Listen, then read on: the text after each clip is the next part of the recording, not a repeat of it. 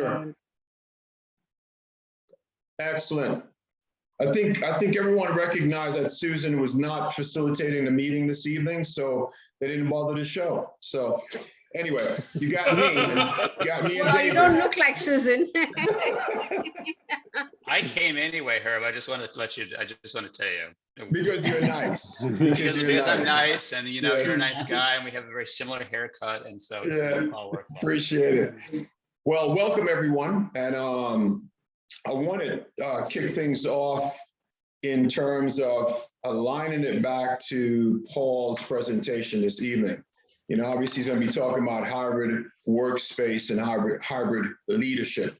And I think what I'd like to do is do a free range discussion or round robin or whatever ways you want to describe it in terms of this variant. I mean, when you think about it, we're still living in this unprecedented time. We expected by now that we'd have, everything open up and, would have some, what you would call ultimate control in terms of this virus. But obviously we are seeing that, it's still rampant. Here in the States, I think they're saying that there is probably about 2% or so of ICU beds available. So, it is just amazing in terms of the infection rate that's going on. It appears that it's higher in certain parts of the country, but for the most part, it is still impacting across, nationally, we're getting a major impact. So let's talk about that. Well, what's going on in terms of your neck of the woods? Yeah, certainly in Australia, we've got Delta's really impacted more than last year in the sense of numbers. We run a lockdown model. So we've got two of our major cities and states where most of our population is, New South Wales and Victoria, being in lockdown. New South Wales has been in lockdown now for coming into 2 months. We'll go for probably another month or more. And you've got another, Victoria's back into out where I live, a big lockdown. We're moving away from our old model, which was zero tolerance, to try and get back down to zero and try and what's called a repression strategy. We'll now move to aiming a bit like US, where we can get our cities vaccinated up to 70%. We'll open up and work towards just having to accept it'll be there. It'll be around us. Yeah.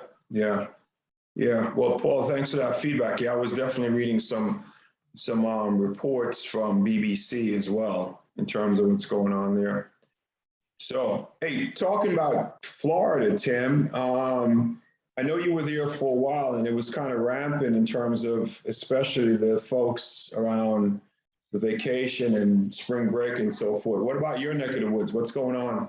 Well, I mean, the thing that's interesting about the Florida thing is, of course, the numbers have gone through the roof. And when we were there for the month of March or March into April, the numbers weren't great, but they weren't anywhere near what they are now. And you definitely had, the sort of the spring break thing that was going on. So that was like, super spreader potential. And the thing that also is interesting is because the governor keeps fighting like the mayors of the various cities that are the big cities to sort of, no, you can't do this. And they're like, tough noogies, we're going to do this. And so like the mayor of Miami, the mayor of Fort Lauderdale kind of joined forces at that particular time. But now it's just, I mean, what I have 25% of the cases in the entire country are in Florida now. Yeah. So in New York State, I mean, we've actually, I think really we took the big hit at the beginning of the pandemic and obviously we're an epicenter. And now they've continued to sort of, keep their act together. And I think I think my husband was talking about like our rate is like, I don't know, I think it's like 4 in a what is it, 4 out of a, no, I can't remember what the stat is. I don't want to make it up. But anyway, it's really, really low comparatively. Yeah. And then certainly where we are, which is more upstate New York, it's even less so. Right. So we're in pretty good shape, we'll see how that continues, but. How is that affecting, normal business, office hours and so forth? Are you seeing going back to normal or is it still kind of hybrid? Well, it's interesting because like in the city, in New York City, basically they still have the dining, they still have, I mean, they've really sort of pivoted in terms of their strategy. They're going back to reinforcing all, masks inside any sort of inside event, which they had taken off for a while. So that went back in place, but they've also sort of refashioned a lot of the restaurants and things to have outdoor dining for a big portion of them. So that's going on there. And then like my husband works, well, his company is down in New York City, and they have, talking about a bill I wouldn't want to pay. They have like 12 floors in one of the towers, in one trade center. It's like, I don't even know what the monthly rent would be on that sucker. But they're actually, originally we're going to have people go back. I think they were talking about in September, and now they're pushing it out. Yeah. And they're staggering floors, and they're Sure. like X number of capacity issues. Sure. So they're really, they're taking Sure. it seriously, and they're leaving a lot of the, luckily for their business, a lot of the business can still operate remotely. So Sure. Thanks for that feedback. What about you, Anu? You're on mute. Yeah, I live in Houston, and we have a lot of cases, and I heard from my friend who's a physician, that there are so many breakthrough cases, and also they have a lot of people who are going to the doctors and saying they want Invectin. you want what? It's crazy. The doctors, this is the Yeah. God. drug they this gave is- horses for bloodworm. And people think that that's the cure. So they go in and go to the doctors and say, I want that. So And this guy was Anu, telling me this. can I just butt in for a second, Anu? So Sure. this is a drug to eradicate what do you call? Bloodworms or something. Yeah, worms. Yeah. Worms. Yeah, Yeah. worms in horses and livestock, and Right. yeah. So So the I'm stuff you get consulting off with the Study Amazon's for Medical horses, Practice Group. we're getting off the rails because there is a human version of it you can get a prescription of. I don't know. The stuff people are buying off Amazon is for the horses. So Yeah. it's been around since the 50s. So So I don't have to go to my vet to get this? no, you can go to a real doctor. All right, David told me to keep us on track, so yeah. So Anu, what else is going on? Any other points in terms, because I know Houston is pretty busy and you're a little bit more relaxed. So what else is going on around the office Office, space? I'm doing a consultation with the medical practice, and that's where this thing comes from. This guy was telling me, one of the doctors, that people want Invectin. Yeah. So I'm not terribly busy, but I have a couple of consultations going on. Sure. So it's all right. All right. Well, the important thing is that you and your family are also healthy, so that's a good Yeah, thing. so far so good. Excellent. Yeah, Daniel, I think I'm know. going to go for the booster shot soon. Yes, it's coming up for all of us who have taken a vaccine. Yeah. Daniel, I know you are just like James Brown these days. You are at St. Ed's, Concordia. Yes, Concordia, Texas Texas State. State. Yeah, you're all over the place. So what's going on in terms of your observation? I think every university is really focused on trying to return to normalcy in some capacity.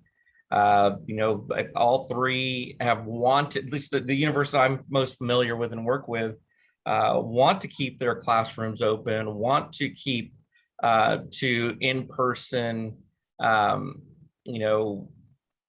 class settings.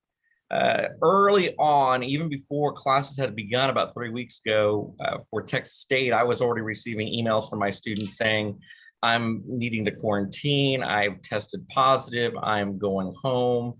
I haven't had the same at Concordia. That hasn't been the case, but granted, we're talking 40,000 students in one place compared to 2,200 students in one place. So, Sure.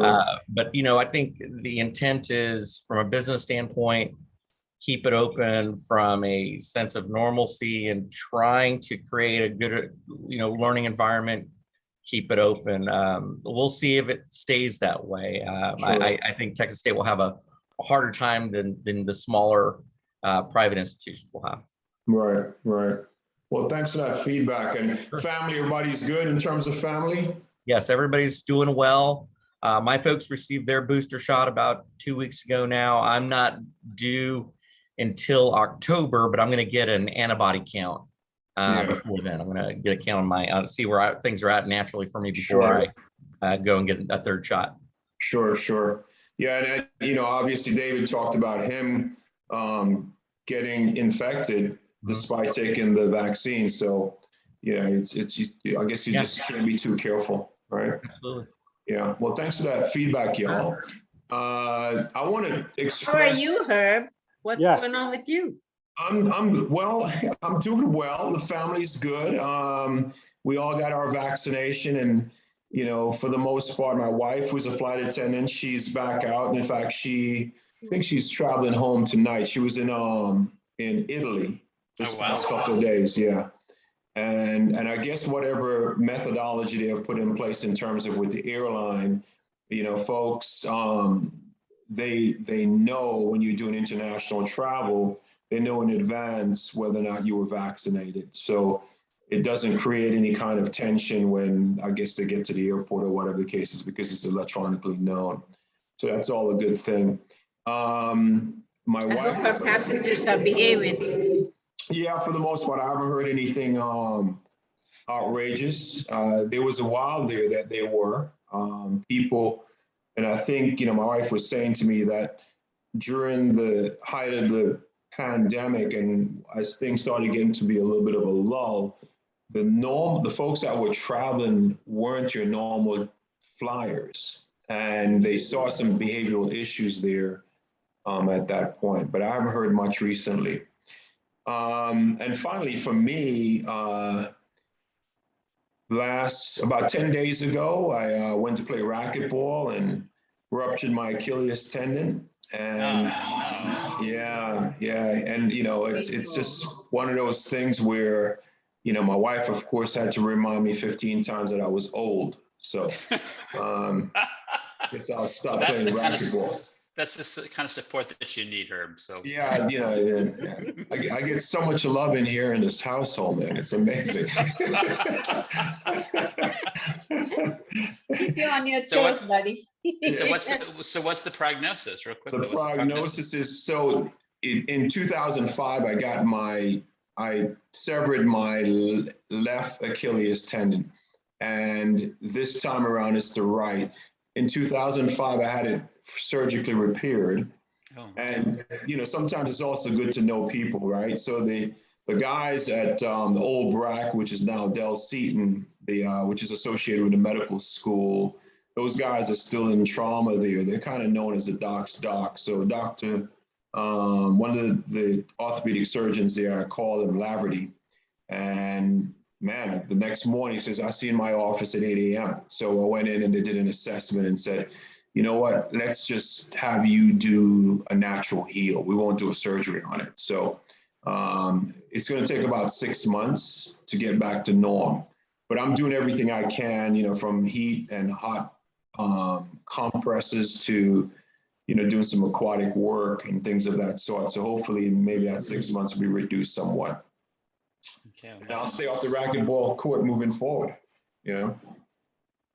So you wanted to have matching Achilles tendons, right? Sort of, so they could be the same. I'm sorry? I said you wanted to have matching Achilles tendons.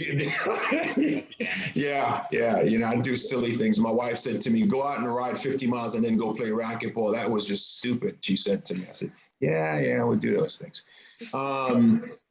So, you know, on behalf of Pattern Shifts, I want to express, even though everyone is not here tonight, on behalf of David and Susan, myself, want to express, you know, the strong support, the contracts that we have gotten with some of our affiliate partners and how things are really working out well this year. So thank you very much for the contribution and working with us to, you know, expand our horizons. So thank you very much. Tonight, you know, this evening, we're going to have Paul to speak about hybrid workspace and hybrid leadership. And, you know, I piggyback on his topic this evening to get things started in terms of what's going on in your neck of the woods, so to speak. So at this point, no further ado, we're going to pass it over to Paul to talk about, again, the hybrid sphere that we're in as it relates to physical space and leadership. And let me also say this, the program will run about 45 minutes, and we'll spend the balance of the time just throwing some questions at Paul and have some further discussion. David, anything you want to add before we pass the mic to Paul? No, I didn't have anything to add on what I'm seeing here in Austin with COVID. But what I did notice is there's still buildings being built and all this office space going up. And it's just really crazy because at the same time, everyone's coming to the realization that this is going to last a lot longer. And so, Paul, you shared a flyer about almost a year ago, earlier this year, beginning of the year, kind of for the first time I saw it touching on this. And so I'm really excited to hear you talk because I think it's just, I don't know, it's a highly overlooked thing that there's not a lot of framework out there for. So anyway, I'm looking forward to it. Right. Well, Thank you Paul, very much. let's dazzle the crowd, sir. Okay, thank you. Thank you. So thanks for that. And look, I'm going to show a few slides, but mainly have a chance just to engage you and to get your thoughts about it. Because as much as we talk about it from the point of view of what is happening, also get a consent is from yourselves how you could be involved as professional consultants, or think about is what's our role in some of this, is there opportunities for us as well.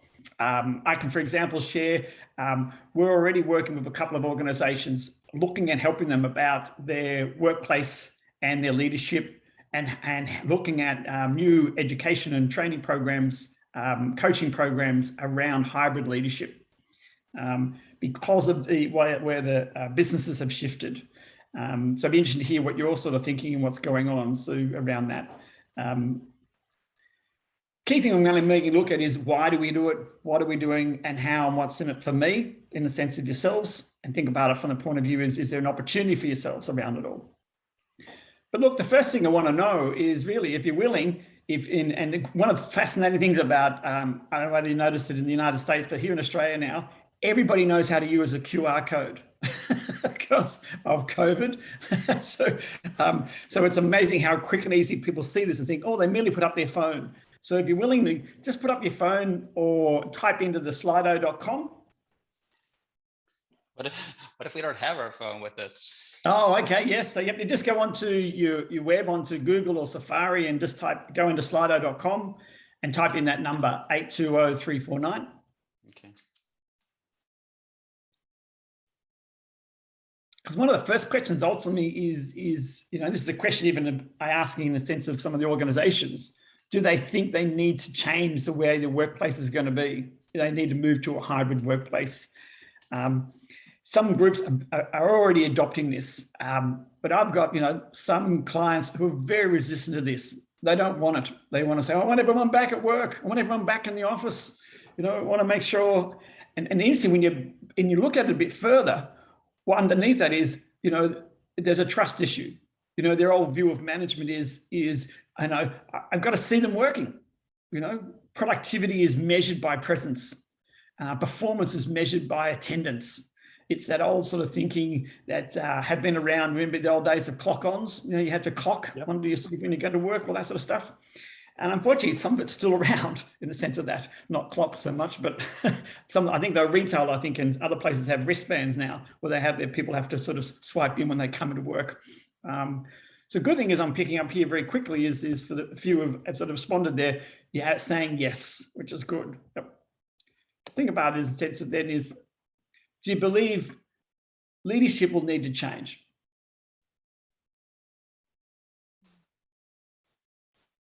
Do you think leadership needs to change as well? Yep. If you think about it, and the way leadership has always changed based on social change. If you think about it, is, you know, what was the type of leadership, you know, in the Victorian era or the old sort of 1800s compared to today? Mm-hmm. Yep. And then we had the fact. Yeah. Yeah, yep. Then there was the old factory system, you know, the Henry Ford model of leadership, which was process driven, very autocratic, very sort of driven. The military model was a common thing that people adopted. It was again very, very directional. But after the Second World War, and particularly in the 60s, there's a shift change, didn't it? 70s, a whole lot of change came through. And what we're seeing is, again, hopefully, and again, it's great to sort of see what you're thinking there. But again, this in some ways is the first sort of conversations is with leaders is what type of leadership is needed for a hybrid model. The other thing is why we need to do this. I don't know whether you're seeing some of the surveys that we've been researching, looking at. This is out of the PwC regarding the United States. But there's also the groups doing it in Australia, groups doing this in Europe. Understanding is, and what the same theme is coming through. The actual employees want a flexible workplace. They're highlighting very clearly they're not wanting to go back to a 5-day work in an office. Very happy to work 5 days, but it's not about, and very happy to work. And what we're actually finding, interesting enough, is that productivity has actually been still going well from an employee's perspective and an employer's perspective. Both actually groups are actually saying, yep, remote work was successful during COVID. The pandemic worked. Interesting enough is this is not unusual. Flexible work practices were happening before COVID. About a third of the United States workforce was actually working remote. Nearly 50% of Australian workplaces actually had remote workers in it. So it's just that what COVID did was trigger it into mass focus and attention and brought it to the point is we had at some stages up to 80 to 90% of our employees working remotely. And what happened was that the technology increase was the key, the point of difference that made the change to be productive. I think about it. How many of you would have used MS Teams or Zooms 2 years ago?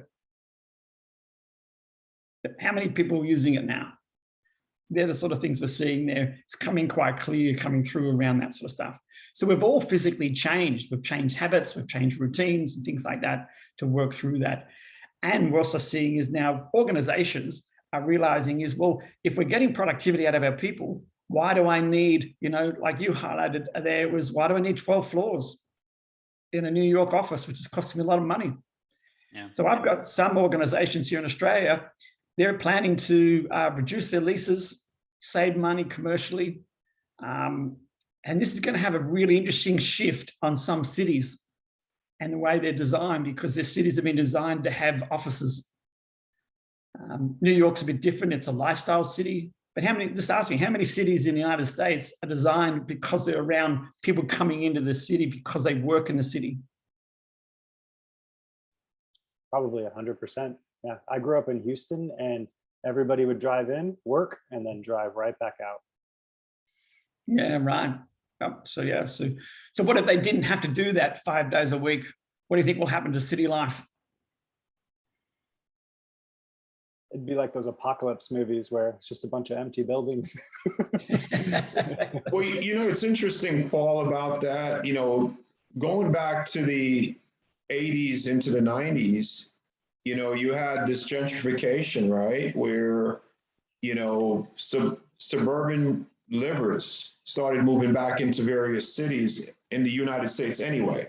So when you look at New York, you look at the West Coast, you look at, again, multiple cities throughout the country, a lot of these suburban livers moved into the city. So it'll be interesting to see whether or not that trend also changes as a result of what you are showing here. And this is pretty amazing that employers at 83% versus employees at 71%. Yeah, absolutely. But I think it's interesting because I think the other thing that was happening in parallel with cities, back to your point, Herb, I think, is like, and David, you know this all too well in Boston. I mean, the cities that actually made the city livable and actually put in that and the services and stuff like that became less dependent on people coming into it. And a lot of the empty nesters went from the suburbs back to the city. And that was a huge movement that was happening in Boston when I was living there. And all of a sudden, like all these places that were, greater all now became, fashionable to live in the city. And if you were cool, you lived in the city, Right. as opposed to in the burbs anymore. So it's interesting how that's changed. Yeah, yeah. So one final point back to you, Paul. Do you see, I mean, in Australia, are you seeing that type of change prior to the pandemic? Were you seeing that as well there?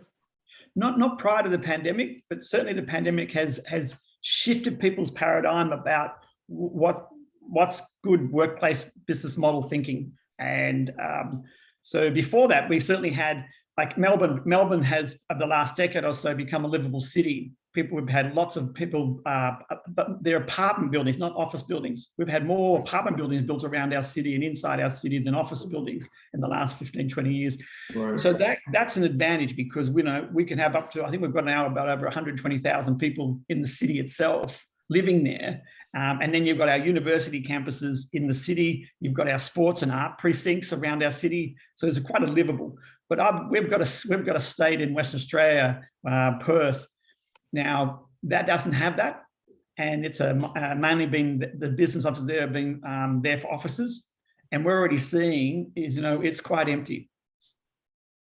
So and the interesting thing we are seeing now, I don't know what you've got happening in the US, in the last 12 months, the increase in people moving out to country areas with the belief they're not going to go back into 5-day work. They've already made their choices. And so the prices of actual country homes in Australia have just massively increased because there's now high demand. Same thing in New York State. Everyone fled the city or have a place that they think they're safer.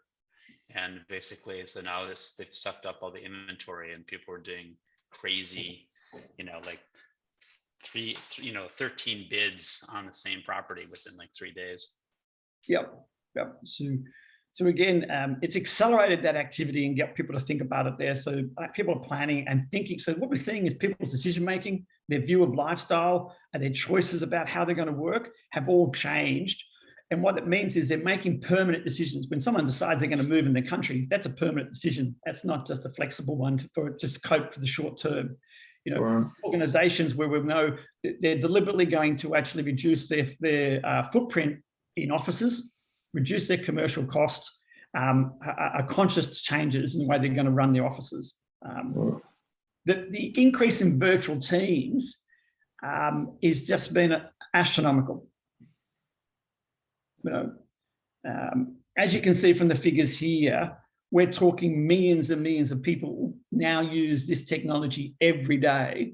And we're looking at, I don't know about you, I've got 3 different projects now working with organizations, and all we're mainly communicating is through MS Teams or Slack, through social collaboration. We're not using email. Paul, are you seeing, when we first started, particularly when I got on Zoom early on in the pandemic, we were losing people on those calls constantly. Are you seeing that there is a disruption still, or is it more efficient at this point? Oh, far more efficient. And Zoom itself has even made it more efficient. We had a comedian in Australia. The security on Zoom was so bad last year, he would actually just jump in to different business meetings and have fun. so he could, because there was no security controls over it all. But there are improvements there. MS Teams now and Zoom all can do breakout rooms. What we often find, majority of people have developed their confidence in the technology, but the technology is advanced as well. MS Teams now, like I've got a session tomorrow with a law firm, and we've got CC captions running in MS Teams because a couple of their people have hearing disabilities. So you've got both them and Google can run translations through virtual medium. So there's the level of advancement going. But also what we're seeing is organizations starting to actually, because everyone's virtual, have become a lot more training and focus on how do we use Slack, how do we use projects, how do we use all these different software applications, SAPs, programs. One of my clients is Accenture, and they've actually been massively increased in work and just helping organizations improve their technology platforms for social collaboration. So with that, what I'm highlighting is the investment that organizations are putting into a hybrid work model. This is the commitment that the US executives are planning to invest in this whole area. And again, it tells you there's a clear decisions happening at senior level that they're going to change the workplace model. Yep. So you've got looking at these sort of things, working through it. So again, the biggest investment and move going on in industries is going to be around their digital transformation. I mean, we knew that was again happening 4 years ago, but the acceleration because of COVID. There are certain scientists, medical scientists and fields indicating to governments like here in Australia, because I do some work with the government here, saying is we're possibly only halfway through the pandemic. Yeah, they're definitely talking about other variants that's being discovered, and the fact that you have had so many different issues around the mask and all that good stuff. It's going to be interesting to see what happens. Going back to a bit in terms of the change that you're seeing, Paul, one of the things that, especially when I was back in corporate, we often would talk about the different generations, right? The millennials, Generation Z, and so forth. The millennials, I think, pushed for the issue of truly working a 9 to 5, working 5 days a week and call it a day. Do you think this model is going to promote more of that quality expectation for the younger generation?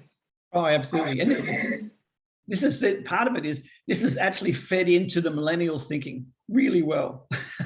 You know, millennials were already asking for more work-life balance, weren't they? They're already asking for more flexibility around it all. They didn't want to have to work like they saw their fathers work. You know, the long hours, only see their parents, you know, at night time for a few hours, things like that. And I've seen that in law firms when I work with. They've actually said, I don't want to be a partner if that's the way we have to do it. We've got to actually do all these long hours. The flexibility has already was in play. This is accelerated. This is fed into the millennials thinking this is where I've got some organizations. Then millennials are saying that I don't want to come back to work in the office. Why do I have to come back? I can show you I'm being very productive here. Right. But I know also there's an example. I think there was one example but when it was one of the banks in New York or one of the trade groups were forcing their people to come back. Yeah, I think it was Wall Street. I think it was either Goldman Sachs or one of them. And it was Goldman. Yeah. Mm-hmm. Yep. Yeah, and you know, I tell you also, Tim, I just read an article today where they mentioned that Goldman Sachs has already made $1 billion in fees based on the pandemic and all of the different payouts, loans that they will be doing as a result of the pandemic. So it'd be interesting. Yeah, not shocking. Yep. I see from the chat there, you know, thank you very much, by the way, that Melbourne's your favorite city. That's great to see. I had no idea. Maybe you did tell me, David. I had no idea you were in Melbourne. I worked there a lot back in my first company. Yeah. Melbourne, Adelaide, Perth, Brisbane. Fantastic. I worked for BHP, which is the big miner there. Ah, That was yes. my first job out of college, so I spent a lot of time over there. But they have all these laneway bars, like tucked away back behind restaurants. It's the cool city. I love Melbourne. So that's where you develop your drinking habits. Yeah, and then I came home and really doubled down on it. It's the best city ever for bars. It is. Yes, I fully support that and happy to take a drink when you come here. I'm looking forward to that. My shout. Yep. And there's the Zoom boom is absolutely right, and it sounds like you've got other there examples of it. And I think the thing is that's the thing. Think about it in the sense of how many of you have been doing virtual workshops, virtual consultations, virtual activities there, coaching? Absolutely. Yep. Yes. Absolutely. Yeah. Yep. So we're seeing some organizations. I've got one organization, as was major bank here in Australia, the Commonwealth Bank's one of the largest here. They're already investing. We're going to be doing virtual coaching right through the end of next year. They've already made the decision. Yeah. So when you talk about investments as well, is there like a macro number that's associated with all these IT needs in terms of what does that look like in terms of the massive investment that you're suggesting from your chart here, from your slide? No, I don't have dollar figure if that's what you're asking for, but certainly I'd have to be in the millions for some organizations. But as to what that would be, I'm not sure. Sure. So one of the things that's been worked out, and if you go into Google now, we're putting out an ebook guide on hybrid leadership by the end of this month. We're seeing lots of different, this is from MIT, universities looking at this now, working through what would be the difference in the way we would lead, what are the skill sets, the type of way we work. Naturally, some of the things we've talked about in the past about leadership being adaptable, agile, emotionally intelligent, all those sort of things are relevant. But what they're highlighting is that the role of being a coach, it becomes more important because you've got to look at, you're not going to be always seeing your team. You can't just keep controlling. You can't run a control model of management, which means you've got to be able to have the skill to develop your people. So when they're even working from home, they've got the capability and the attitude to do their job. Right. So therefore becomes a bit of a champion, a coach, facilitator. The ability to actually facilitate virtual meetings becomes a more relevant skill. How do you keep people engaged? I mean, how many of you have been in a virtual meeting, and somebody's still working on their emails, or somebody's actually, clearly not engaged, or the leader still is the only person talking. So they're the sort of things that highlight a difference. They talk about in the technology world now. They talk about your touch points. How do you have? What are the effective touch points you have? This is from a customer experience. So, because what happens now is most customers will look at your business online before making contact with you. And so, for what's the experience they're having, and that's the same with the employee. The employee's experience. I don't know what it was like in the States, but because we're in lockdown here, a number of our organizations recruited virtually. Like I've actually coached people who haven't actually had face-to-face meeting with their boss. They got recruited through virtual, they actually met them virtually, they've completed their online education virtually and orientation virtually. They're working and they've been in the job for 6 months and they haven't met to have a face-to-face with their boss yet. That's an interesting concept, isn't it? Wow. So from a psychological perspective, Paul, do you see that as a disadvantage for employees? It's certainly at the moment, people would want to. So there's that desire and a value to want to actually connect it. And I think one thing we've got to encourage is it's still important to physically get together, to have in-person conversations and meetings, because there's a level of emotional connection and bonding that comes from the physical presence, and the more sort of social cues that occur when you're in an in-person meeting. So certainly would recommend it. But just give you an example how some people have access to it. They've adjusted, they've learned about it. So it's not going to be the norm, but it means that people know they can do it. And this is the thing is that we're learning and picking up is that people are realizing they didn't want to do it before and they didn't, but they were forced to do it. That, Kurt Lewin's sort of like, when your model of change, when you're actually unfrozen and you're forced into the chaos. So what people have done is they've learned to adapt. As we come out of this and we start to then go back into habits, because people have actually experienced and learned it, they'll be more accepting of doing it again. They're more accepting of, okay, well, if I can't, if I got somebody in Los Angeles who I want to recruit, I'll just recruit online. And that's the thing that we'll start to see a shift is where and how employees and employers will work. Google's been doing this for a while. The only challenge we're seeing from some of the big tech companies like Amazon and Google is I think Google's, for some reason, brought out a policy is that they'll make it very flexible. You don't have to come into the offices and things like that. But if we employ you and you say, for example, employ your work in, say, Utah, they'll only pay you, they'll pay you a lesser salary for that job than if you're working in San Francisco. Yeah, So I've the- actually heard about this. Is that for cost of living, or is that, do you think that's just a trend where if you're not going to come into the office, you're less effective and therefore you get paid less? What are they saying with that? They're saying it's because of why am I paying you for it? Because it's cost of living. They put it against your cost of living activities. Okay. But I think that will create an issue because the question will be is, hang on, I'm doing exactly the amount of work. I'm actually performing at the same level. Is it about my work or is it about where I live? And this will become an interesting debate over the next year or so to sort of see how organizations manage it. Well, That's it that's will just be a biased interesting. approach. I'm sorry, Tim, go ahead. No, I was just gonna say this sort of, but I mean, from being in corporate for a bunch of years, I mean, that was always in the mix.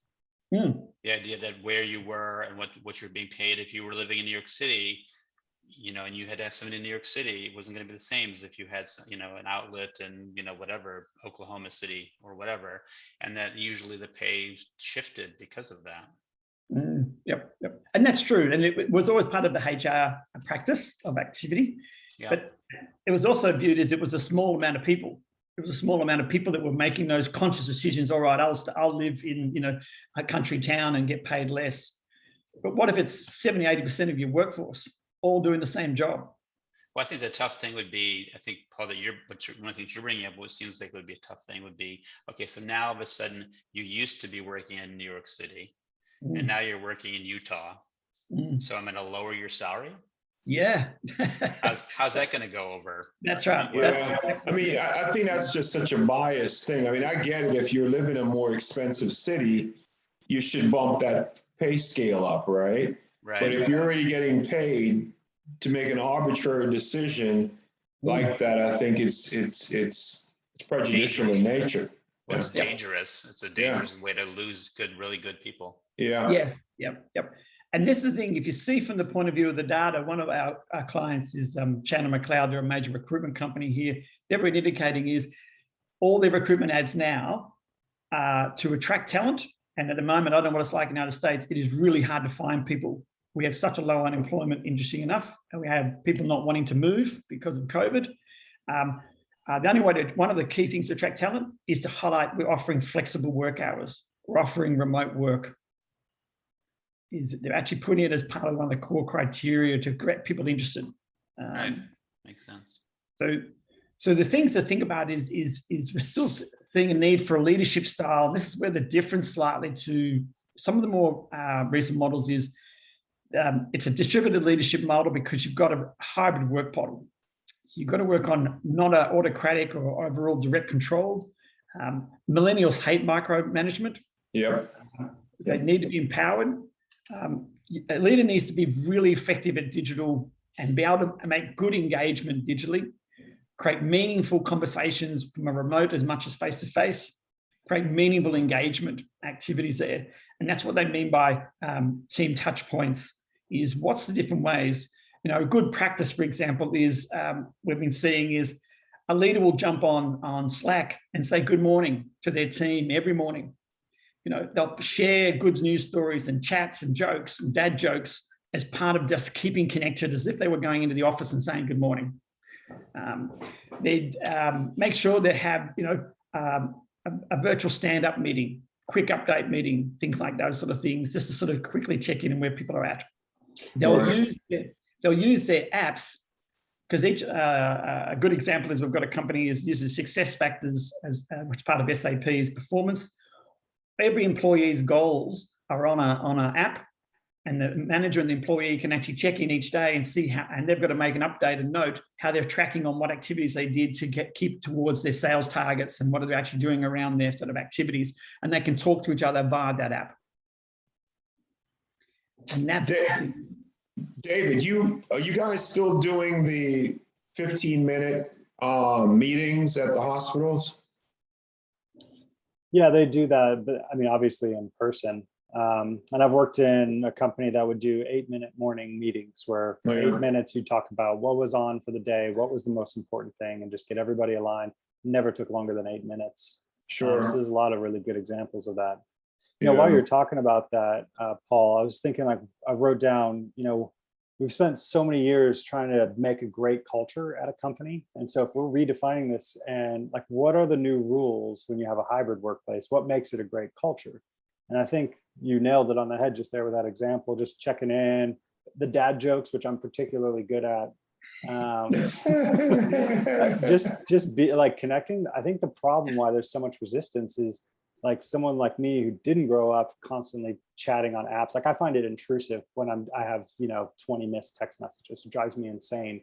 But that's just how people communicate now. And so it's a tough one, but I think that's going to be the definition of a good culture.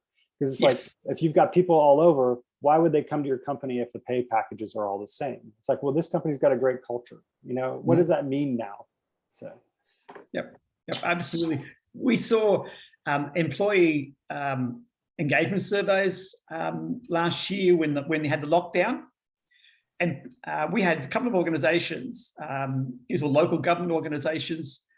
They the executive asked every one of their team leaders, you had to make contact and check in with every one of your employees every day to see if they're okay. Just to sort of health and wellbeing, mental health, knowing as everyone was working remotely. Their employee engagement survey last year was far better than they've ever had before. Because for the first time, their employees said, I actually felt like my manager cared. He actually checked in about how I am, not about what I was doing. Yeah. I see. I've seen surveys where in the midst of the pandemic, there was employees were saying that they felt that their bosses were more sensitive about their feelings, wanting to understand what was going on with them, and so forth. So you're saying that that's trending in the more positive as the pandemic goes on? Well, the thing is what it's triggered then is the expectation is, well, why can't you just keep doing this even when we come out of the lockdown? Why do we? This is great. So it's actually now again highlighting what David was highlighting. The importance is the meaningful engagement.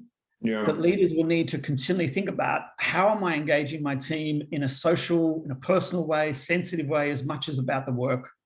And again, that's the type of leadership coming through. The expectations of a leadership style will be there around those sort of things. The other key thing is to ensure, though, is that that the work is still aligned to purpose, and the purpose is around keeping in line that the goals is linked to the organization strategy vision. Because people are working remote, or a good percentage of their week could be out of the office on their own, you've got to help them be very clear about how their job aligns to the overall bigger purpose. So this is where a bit of the old tradition of managed by objectives model, because you won't be able to manage by presence or attendance, we've got to look at how you actually look at those sort of things to work on.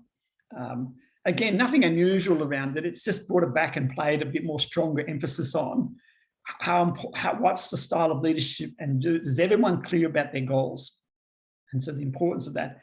This is where, again, we're looking at, I've got a workshop coming up in an hour, which is about how do their team leaders become very effective at goal setting, just effective at, setting it up so that, because their team members are going to be in different places, how do they track and manage those people? So again, opportunities where you have as consultants is coming and just applying the same knowledge we have around management leadership, but now putting in place the importance of doing this when you've got people working in a hybrid model. So working through those and how they then track and monitor them in an effective way. So Paul, can I ask you a question? Because the thing's interesting, and I think you kind of set this up from the very beginning. A lot of the principles and all the things we're talking about here is just someone who's a good leader. Yeah. It's sort of like they did this as a natural thing. It's more how they sort of show up, et cetera, et cetera. And so I think you used the phrase that, basically the pandemic sort of, kind of cranked up, was already, some of the stuff was already in motion, or some of the stuff was always important, but people weren't paying attention to it in the same sort of way. So do you think that when the pandemic sort of dies down, that this stuff is going to stick, that it's important still? That's going to be really the test, isn't it? Is the sense of if the pandemic dies down, but the organizations move to a hybrid model, where they're expecting is that they don't have everybody to come in all the time. Right. The question will be is, naturally there'll be management will be wondering, how do they know their team are performing? And this will come back to their systems and their structure about setting up tracking measures, monitoring measures, or performance goals and those sort of things. Right, because I mean, you know, I work with companies now that are just, I mean, just to be blunt, are just really shitty at this part. Yeah. Just this is just not something they do well. So obviously, I think it's always been like, this is really important. It's really going to cause you a lot of headaches if this stuff is not aligned. How are you being able to judge things? And people are just kind of like, they just didn't do it. So it's just so interesting in terms of like whether this will force them to do it, or whether it's just going to be a different venue for them not to do it in. I think you're onto something there, because if you went into this pandemic with a poor framework for goal setting, you're Yeah. probably totally lost. Whereas, you Yeah. know, everyone at the outset, they were rejecting it because of the trust issue, but you don't ever really hear about the trust issue anymore, because Yeah. it kind of worked itself out, the whole trust idea. But you have to have those clear goals and a really good cascading framework. So yeah, so those companies that you mentioned, you know, that's got to be rough, and they're probably like feeling adrift from time to time with, you know. I'm sure. And I really, this is kind of like about where they put their emphasis of what's important. And, you know, something you said earlier, Paul, which I think is really interesting, is this sort of idea of somebody who's a command and control person Yeah. is going to have a really tough time in this kind of environment. I would say maybe. I mean, if you're a command and control person and you're just doing command and control remotely, yeah, you can't see them in their office, but that doesn't mean you can't still exert command and control behavior in those situations. So it's just, I mean, I think that obviously they should wake up and shift their sort of MO, but I'm not sure how easy it is for people to do this, even if they're like in a different sort of reality, as it were, around the sort of the hybrid model. It's just sort of interesting. I would think though, Tim, that if that happens, where that command and control, you know, you're going to see a higher turnover, you know, because even though people are in a hybrid state, and hybrid, I would say, Paul, can you define that for me? Does that mean that individuals who work remotely are still required to show up in the infrastructure as well? Yeah, that's right. The hybrid's different to remote, is that remote is often viewed as you've worked full-time remote, or you'd only go to the meet or office maybe once a month or so. The hybrid model works on the basis is it's a mix every week. So for example, the Victorian government here in Australia has made it clear for all their public service, when they come all back, it's a 3-2 model. Okay. 3 days in as a minimum, 2 days you can work remotely. So that's the hybrid. And they've got, each business leader has got, a department leader has to work out how that's going to work with their teams. Gotcha. So Paul, going back to what Tim was saying, I would say the command control, I would say that the telltale of that is if you have a high turnover, that's an indication that your style is not working. Would you?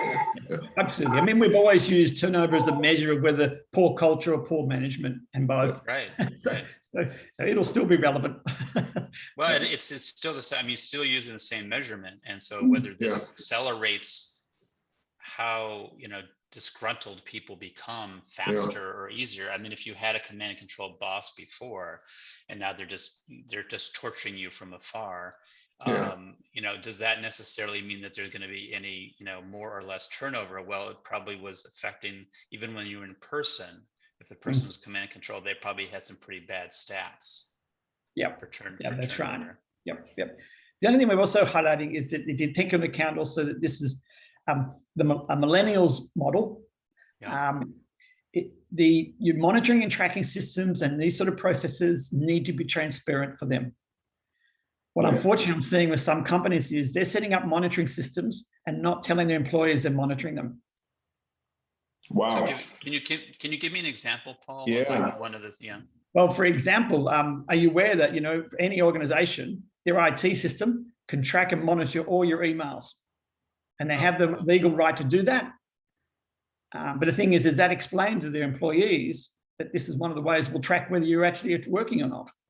Yeah. They'll be able to monitor and check every time you turn on your computer. So there you go, David. Trust is an issue. Yep.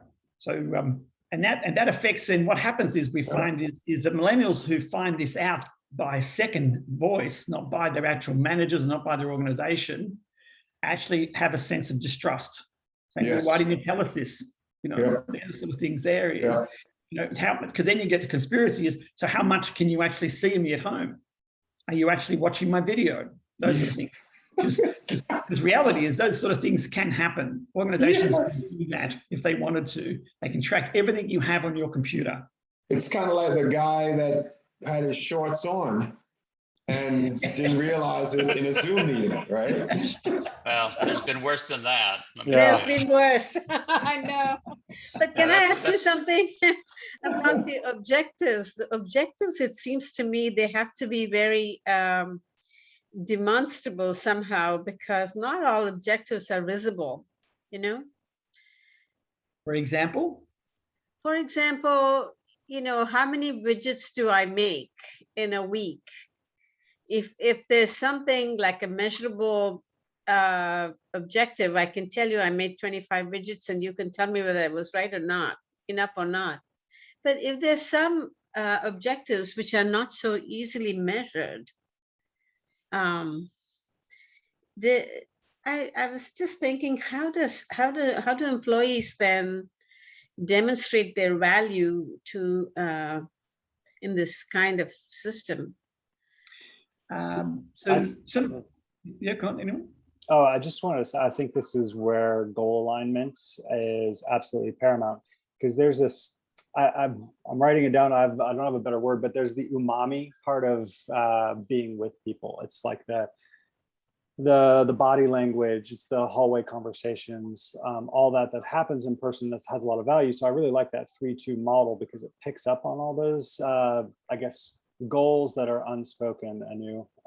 Yeah. And if those goals are clear, like you could have the 3-2 model, but you could also have a project that's due and everybody needs to be there to kind of push it over the line. And so if your goals are aligned, they're going to show up because it's been communicated and everybody understands it needs to be done. Yep. Yeah, it's a And team then- thing. Yeah. And this is where an opportunity as consultants is, how effective are your clients in goal setting? Are they SMART goals? How do they measure the intangible, which is like, you know, the quality of the meetings they have, you know, the services they're offering? They're the sort of things there. You know, for some organizations we work through is they are relying on a variety of different feedback tool loops to determine whether someone's working well. It's not just an activity like, oh, I attended 3 meetings this week.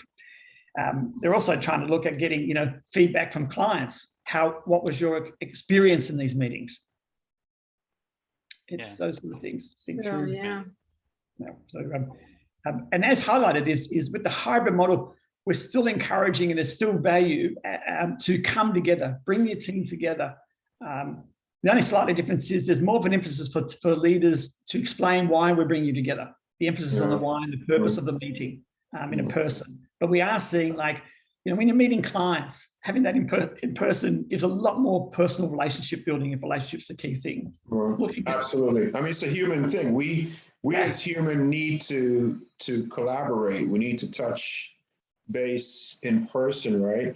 Now, I think going back to the SMART goals that you talked about, and, you know, I knew you were talking about widgets, right? I think if the expectations are identified, if the goals and objectives are listed out there, that is going to be your deliverable, which I think is going to be even more refined in a remote setting. Yeah. Now, when I think about, for example, the surveys identify that companies felt during the pandemic period, as we're still going through it, that folks who were at home were more productive than folks in the office. Are you seeing that research in that outcome in your research, Paul? That remote workers are more productive? Oh, absolutely. Yeah. Yep. We're inching up. It's one of the challenges I've had in coaching some people remote is how to actually improve their boundaries, because they get up out of bed and they just go, the computer's right there. Yeah. Yeah. Yeah. So they're on all day. Yeah. And they're not creating enough, because normally their boundaries were set by getting up and going, commuting, going outside, Yeah. and all that sort of stuff, and set by others. They've actually got to be more self-driven and self-motivated to set their work boundaries. But is there an opportunity there? Is there an opportunity to, from a coaching perspective or a model for those remote workers to put some guardrail around not working 13-hour days or whatever? Is there an opportunity there? Absolutely. This is the thing, is consultants we've got to look at is where's the opportunities to help, to run sessions with their teams, how to work at home effectively and still be balanced, still have some balance there. For leaders to know is how they engage remotely. How would you have a difficult conversation by virtual? What if you had a performance issue by virtual? You have to do that because you can't always expect that everyone's going to be able to come back into the office all the time. Mm-hmm. It's interesting. I had a client that, back to the comment about sort of how do you, the boundary comment. So one of our clients, who's, I think, is just more of a natural leader to some extent. So when things started to go remote and everyone's on Zoom, he used to send an email at 5:35 or whatever happens, 5:30, that would just, all it would say was click. And what the click was synonymous was the sound of the door lock on their office that you would hear every time you left, because now the door would be locked.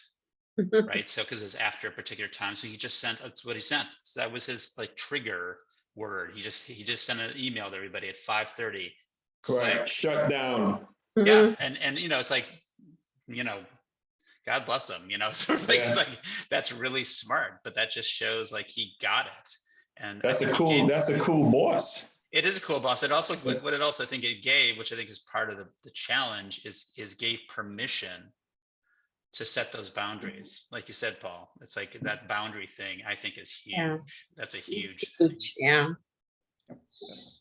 So just based on our conversation, what sort of things do you think as consultants that we can add value to this sort of conversation and this trend that's changing the way work is going to be?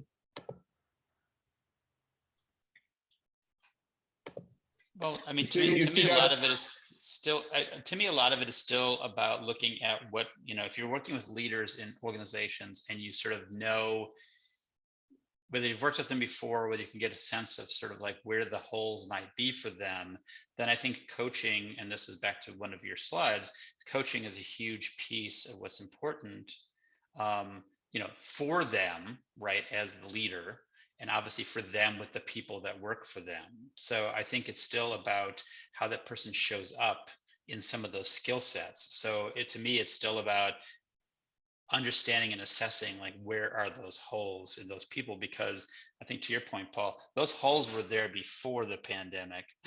They didn't go away with the pandemic, right? The holes just got big and gaping, and now you're like, oh, this is really a big hole.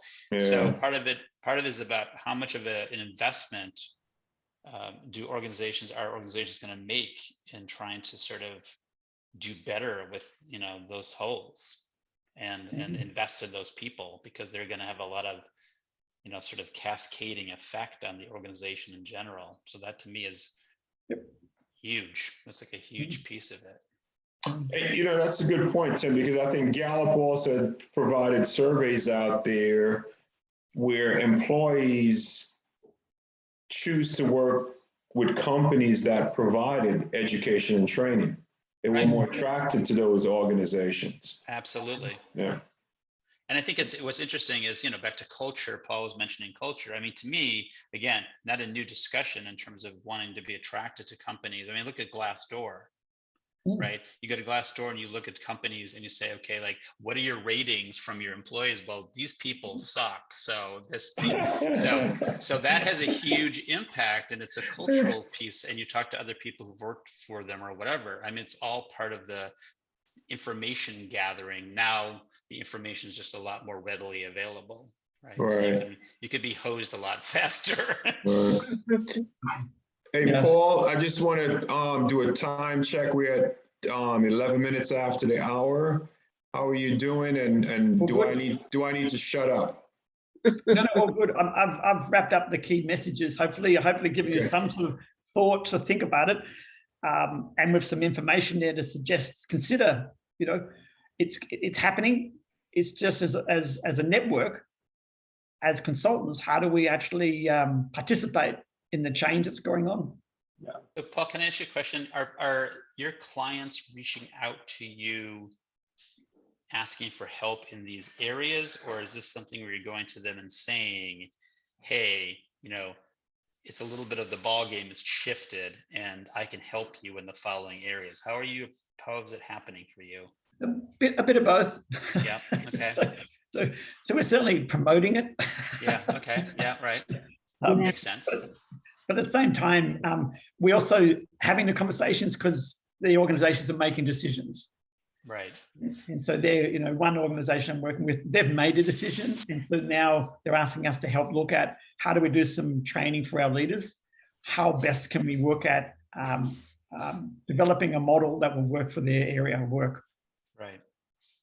Okay. So, you know, this is very unprecedented, right? We all have not ever, I mean, when you think back to the great influenza, there's no comparison, right? An exception, probably just the impact of death, probably. But when you think about that, Paul, when you think about the long term of this, what's the biggest impact you think is going to happen when you look down the road 3 years from now? I mean, have you guys looked at that in any form of assessment? Yeah, we're looking at from the point of view of, if you look at, for example, the budget for training and development, you could be looking at probably 50% of that. Organizations will expect that to be delivered online or virtually. Okay. So the thing is, as consultants, is how capable and ready are you to deliver online services? Are you really effective at coaching virtually? Are you really effective at delivering workshops virtually? Do you know all the techniques about it? How would you consult, work through things? Do you confident with collaboration software? So there's sort of things that will be, this will be our consultant's norm in the L&D field, or organizational development and psych field. In my psych practice, we're expecting is that at least when we go back to able to see patients face to face, we're starting to already see data suggesting is we'll see at least still 30 to 40% of people will want telehealth.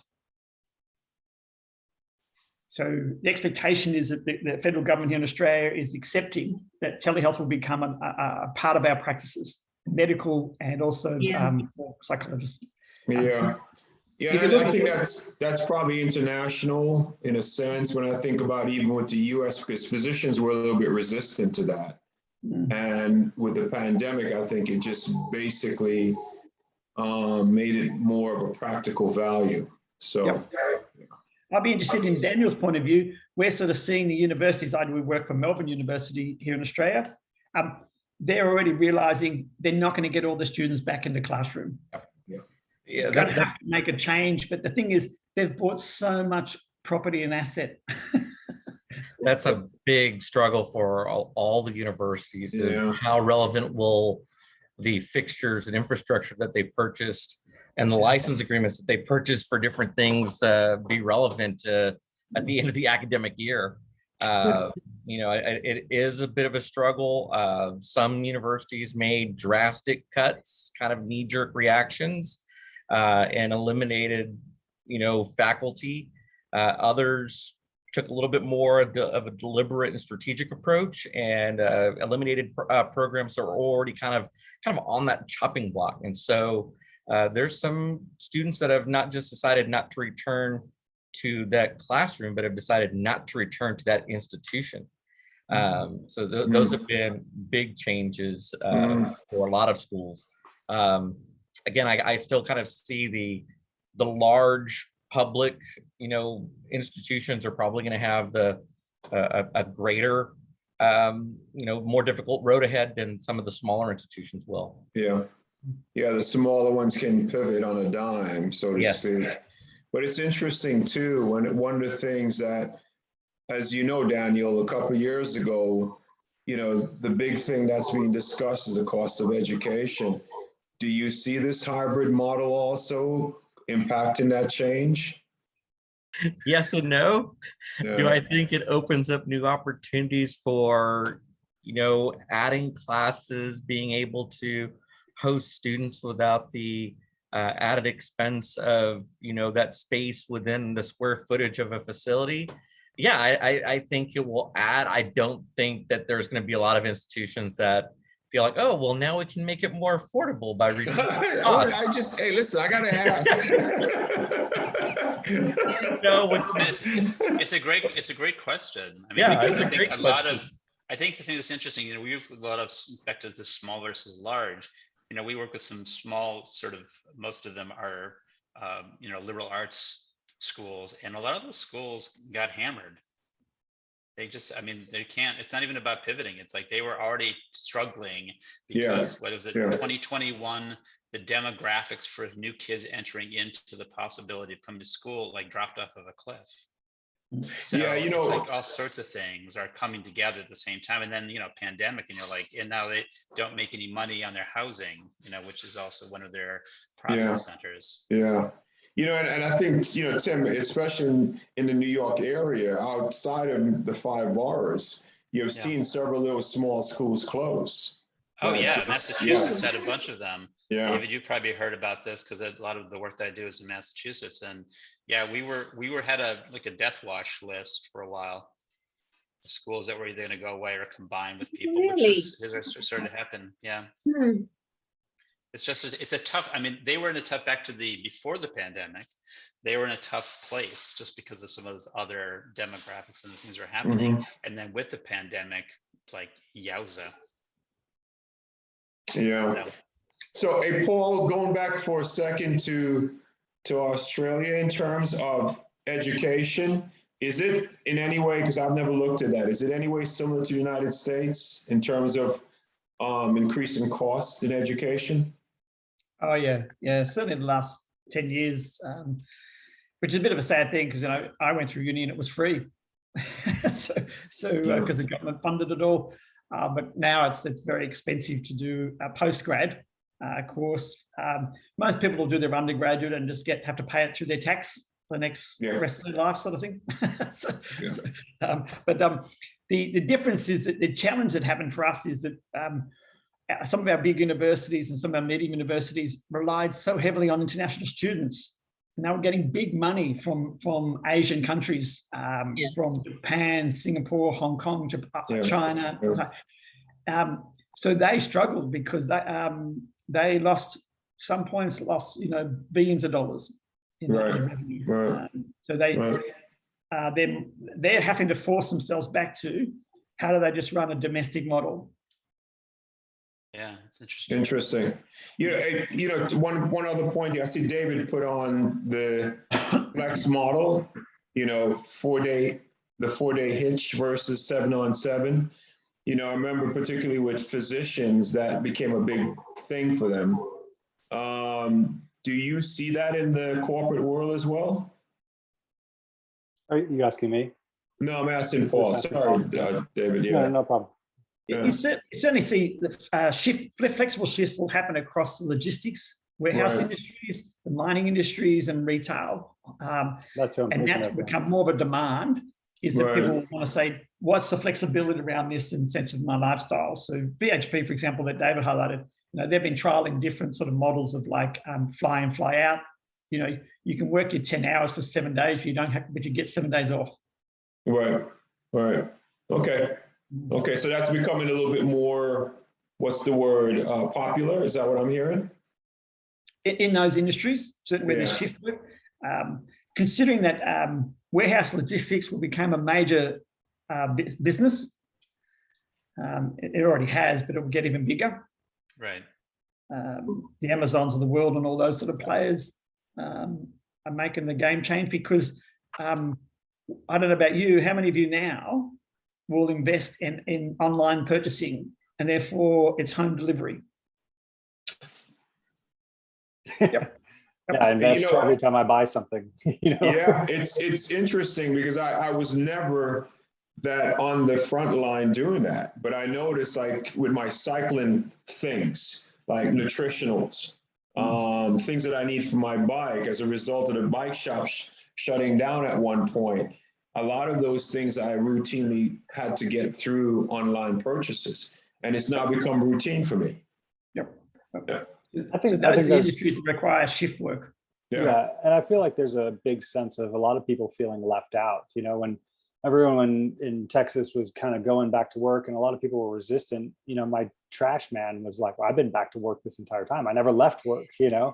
Right. So there's some people that could never go. And so they're thinking everyone else is silly. So it's a good thought exercise, I think. How do you incorporate, because we've really changed the way we think about work. How could we change that? If you want to like take the morning to be with your kids, ride your bike to school with them, and then start your shift at 10, like I think that is how you can actually transfer that over. Because one of the best things about working remotely is that, you know, I got to see my youngest daughter walk for the first time, and I missed Yeah. that for the first two kids. 'Cause they're Yeah, gone. yeah. Good point, David. So yeah, so I think we shouldn't overlook those people when talking about this.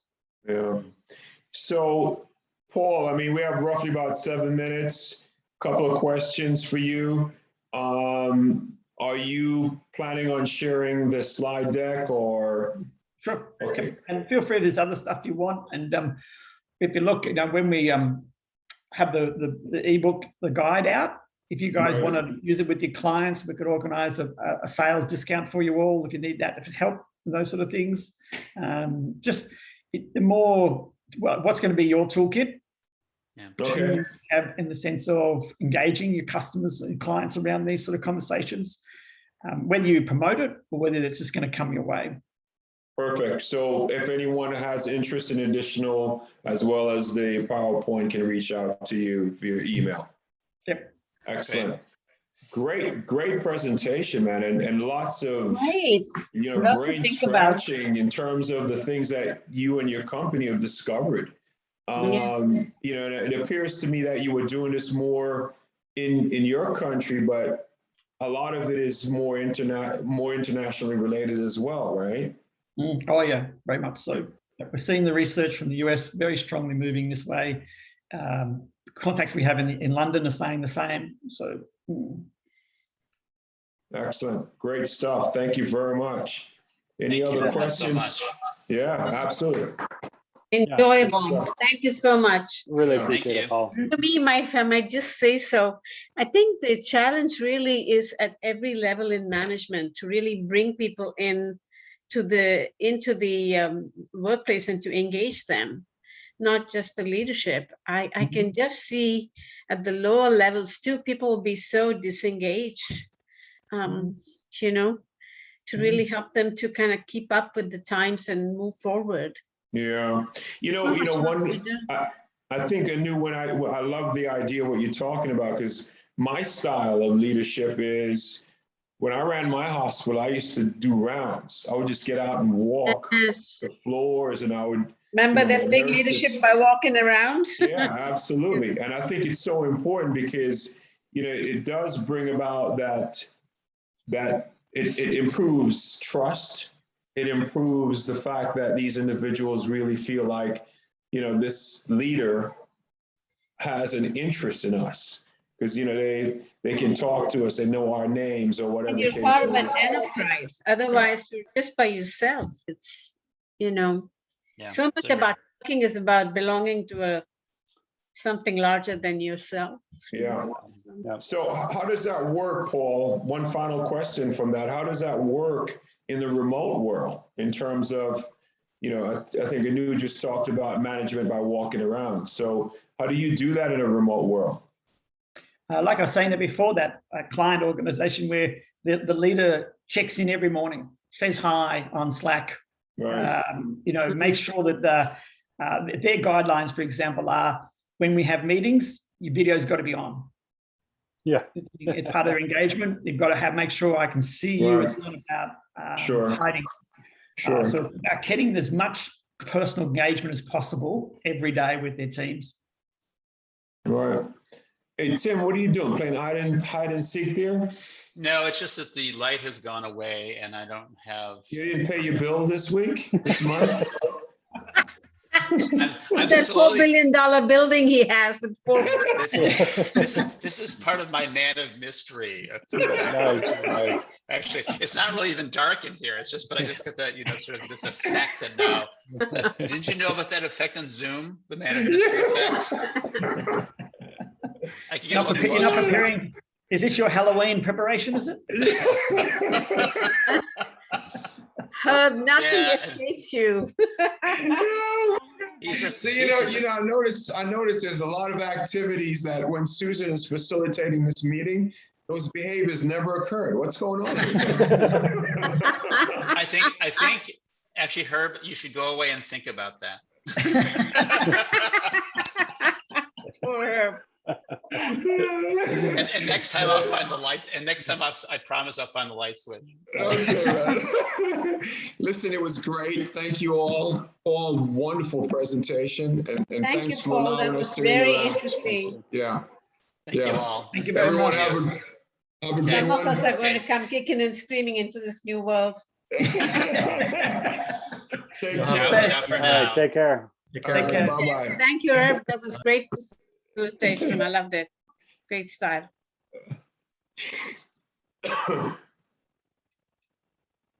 Oops, where do I leave?